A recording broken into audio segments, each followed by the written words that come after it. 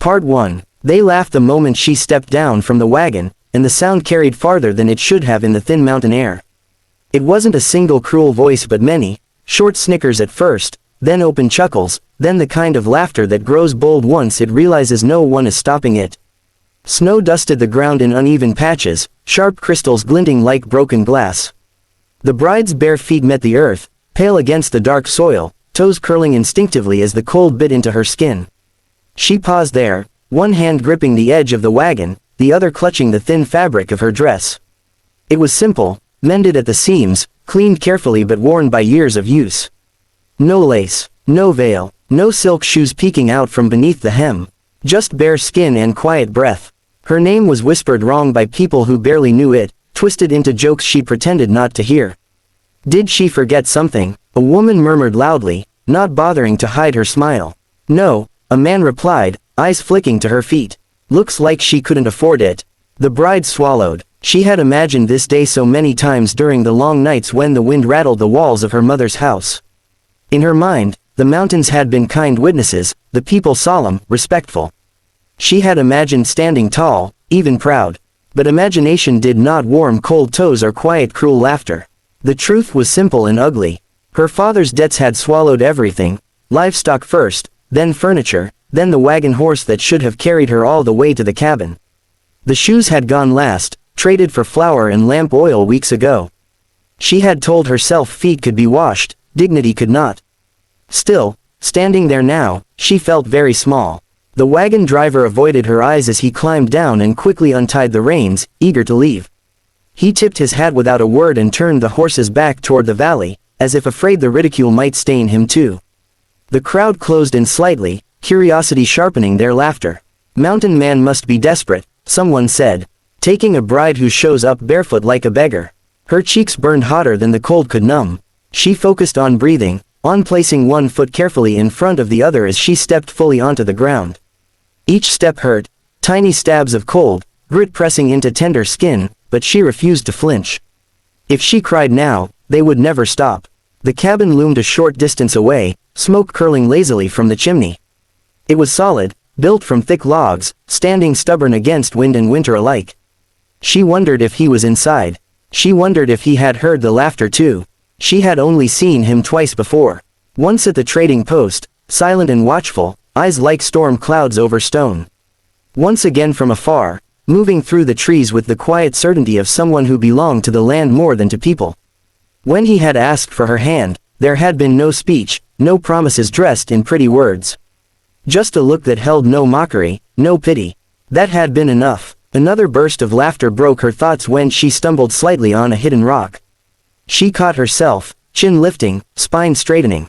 She would not give them the satisfaction of weakness. Then the laughter began to falter. A shadow stretched across the clearing, long and heavy. Boots crunched against snow, slow, deliberate steps. The sound alone carried weight. One by one, heads turned. Conversations died mid-word. He stood at the edge of the clearing, broad-shouldered, coat dusted with frost, beard dark against the pale sky. His eyes went first to her face, then down to her feet. Something hardened in his expression, not anger exactly, but something colder. Deeper. The bride felt the laughter fade behind her, replaced by a thick, uneasy silence. She did not turn around.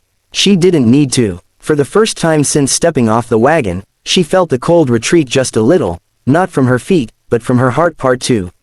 No one spoke when he stepped forward. It was as if the mountain itself had decided to move, slow and inevitable. His boots pressed into the snow with a steady crunch, each step measured, each breath calm. The laughter that had filled the clearing moments before didn't simply stop, it withered, shrinking into the air like smoke doused by wind. Eyes dropped, smiles vanished. Even those who had said nothing suddenly found the ground fascinating. He stopped in front of her, close enough that she could smell pine resin and cold iron on his coat.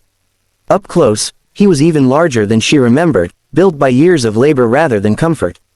His beard was streaked with silver though his eyes were still sharp, steady, and unafraid. He didn't ask if she was cold.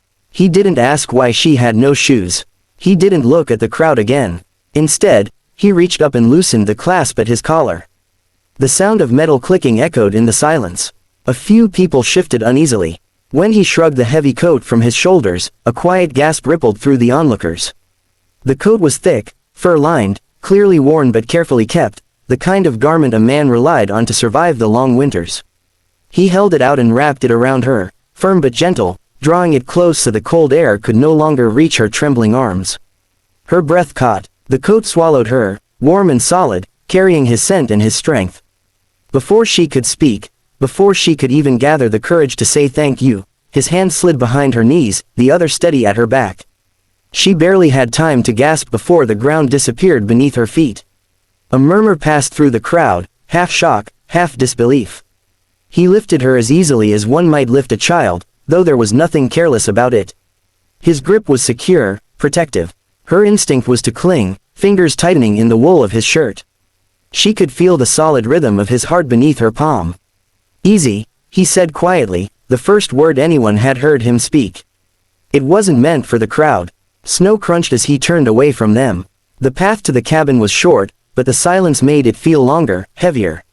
Each step he took felt like a judgment passed without words.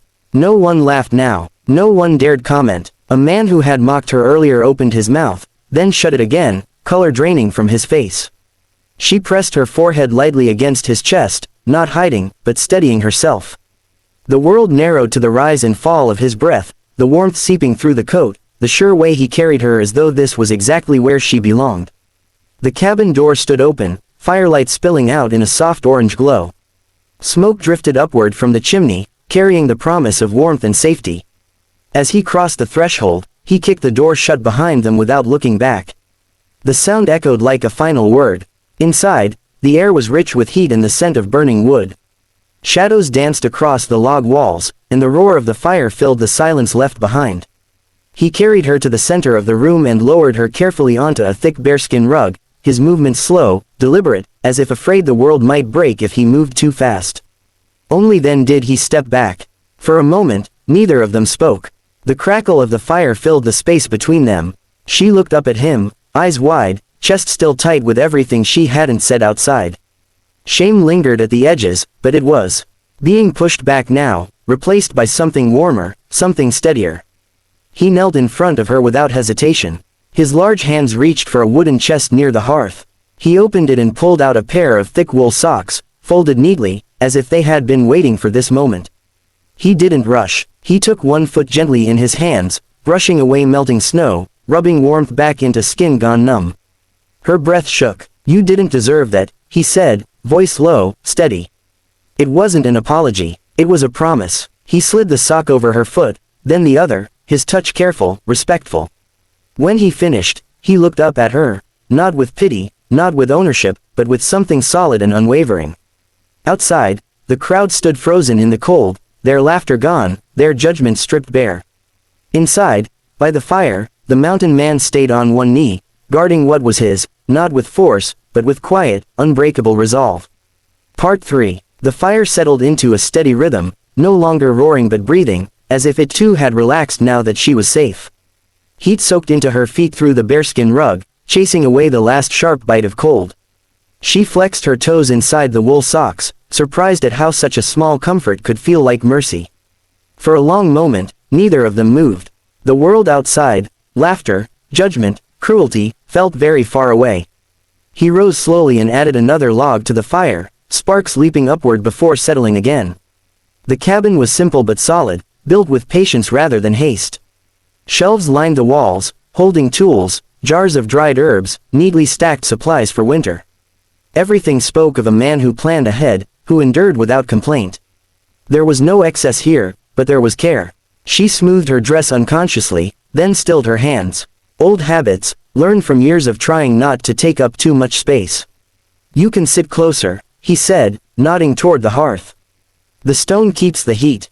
She did, easing nearer, the warmth blooming against her legs. She expected questions. Why no shoes? Why no family followed her? Why she looked like someone arriving at a funeral instead of a wedding? But he asked none of them. Instead, he poured water from a kettle into a tin cup and held it out to her. "Drink." She obeyed, hands trembling slightly. The water was warm, grounding. With every swallow, the tight knot in her chest loosened. Outside, the muffled sounds of the crowd lingered, boots shifting, low murmurs, but no one knocked. No one dared. Eventually, the sounds faded altogether, swallowed by distance and embarrassment. The mountains reclaimed their silence. When she finally spoke, her voice surprised her by not breaking. "They think I'm nothing." He looked at her then, really looked, as if weighing the truth of the words against something far older and stronger. "They think loud things," he said.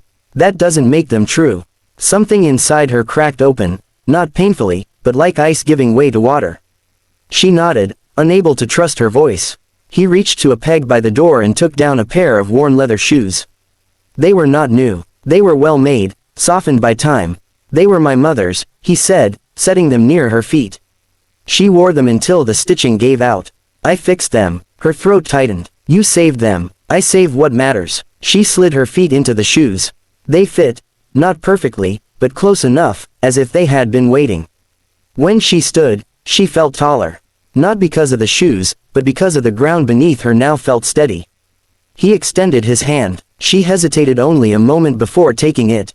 His grip was warm, anchoring. Together, they stood in the quiet cabin, firelight stitching their shadows into one. "There will be talk," she said softly. "There always is." He squeezed her hand once. "Let them talk." Mountains don't answer echoes. A small, unexpected laugh escaped her, the sound unfamiliar but welcome. It felt like the first real breath she'd taken in years.